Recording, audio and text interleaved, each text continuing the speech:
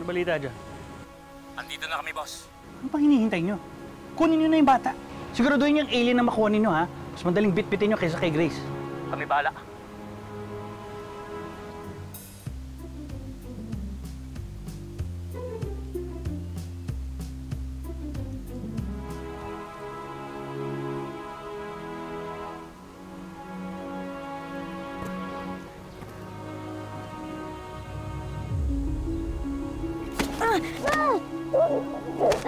Tulong!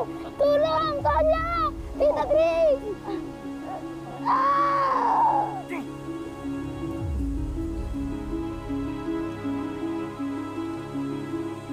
Doy! Dami kong dinalang pagkain.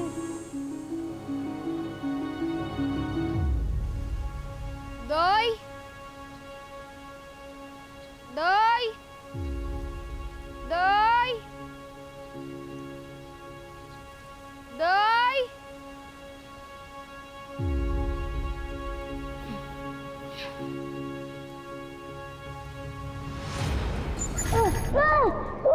Tulungan niyo! Tita Grace! Larga!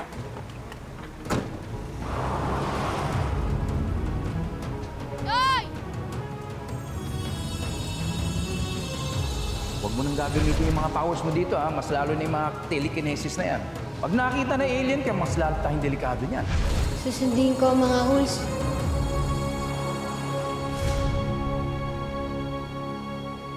Boss! Boss! Very good kami, ha? Higaan nyo dito.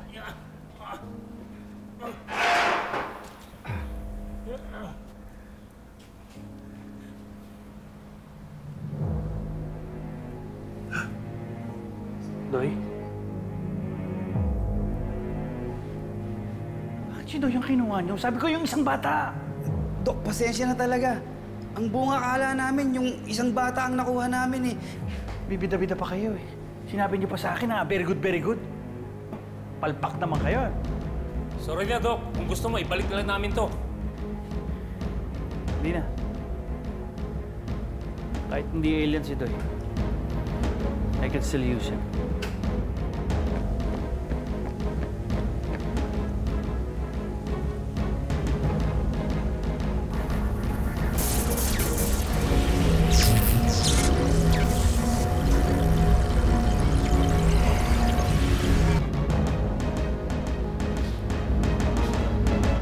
Umbi nga kayo.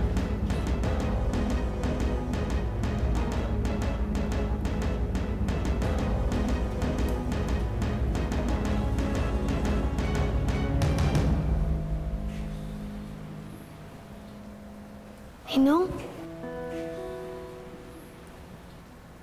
Ba't ka po nandito, Ninong? Sino po sila? Just relax. They won't harm you. Bigla na lang po may nagtalokbong sa akin. Kayo po yun! Ninong, Doy, calm down. sila yun. Calm down. Alika. Ninong! Doon nga. Doy, alika. Come on. Don't worry about it. Come here. Sit down. Sit down. Just sit down. Pero Ninong, di ba po naging masama ka na? Tsaka sabi din po sa akin ni Daddy na layuan ka na daw po eh. I'm sorry, Doy. I'm sorry kung nadadamay ka. Tayo, inaanak kita. And I love you so much. I just need your help. Help? Anong help po? Kailangan ko makausap si Tonyo. Bakit po? Paano niyo po siya nakilala? Doy, I know what he is. Please, tulungan mo ako makausap siya. I need to talk to that alien.